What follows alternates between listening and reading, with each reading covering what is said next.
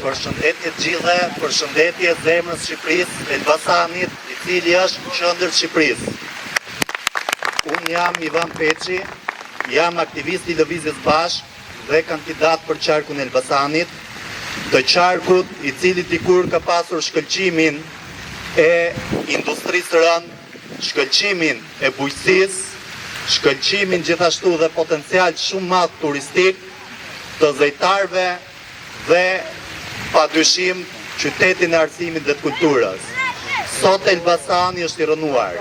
Unë do doja të flisja pak për atë që shumë pak flasin, për fshatin, për bujqësinë e rënuar, e cila është primitive, është akoma për vetë konsum dhe kemi parë shpesh, shumë shpesh, skena të mesjetës ku tokat punohen me krah, me kazëm e me lopat, e ndokund edhe me parmënd. Jemi vendi i fundit për sa i përket mekanizimit, vendi i fundit për numër, për traktor, për ferm.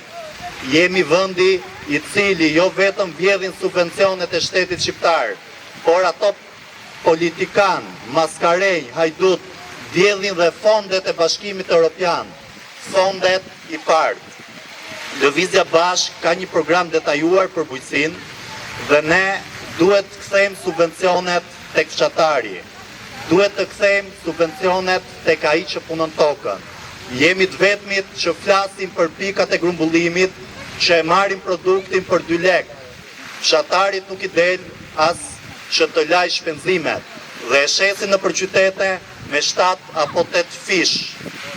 Jemi i vetmi subjekt i cili flet për bashkëpunimin mes fermerëve, për bashkëpunimin i cili do të shmangi abuzimet me pikat e grumbullimit.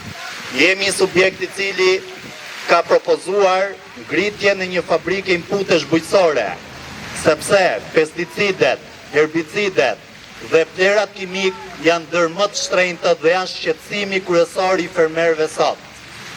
Më vjen të qesh dhe të qaj në të njëjtën kohë, kur shoh partitë e vjetra të cilët konkurrojnë me programe. Po çfarë programi mor? Ai zihet bes Sali Berishës kur thotë se dori më këmbi bujqësinë. Sali Berisha që shkatroi bujqësinë. Sali Berisha i cili preu edhe pemët. Tha prisni pemët se janë të komunizmit. Jo, ato nuk janë pemë të komunizmit. Ato janë bjellur dhe është e gjitha djersa e popullit. Sali Berisha që prishit gjithë uzinat dhe fabrikat, sepse do na vinte çeku i bardhë. Po më vjen të qesh edhe të qaj në të njëjtën kohë kur shoh dhe pasaportën europiane, premtimin kryesor të Edi Ramës. Po ku ka pasaportë europiane me 100 euro pension më? Ku ka pasaportë europiane me banda? Cili është ai shteti i Europës ku bazohet në banda?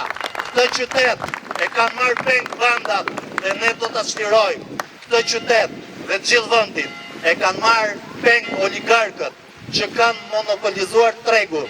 Gjeni një parti të vetme që flet kundër oligarkisë, përveç Lëvizjes Bashk.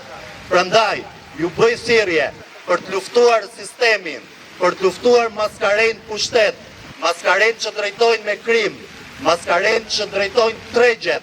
Votoni Lëvizjen Bashk, votoni numrin 2, Erea Polin.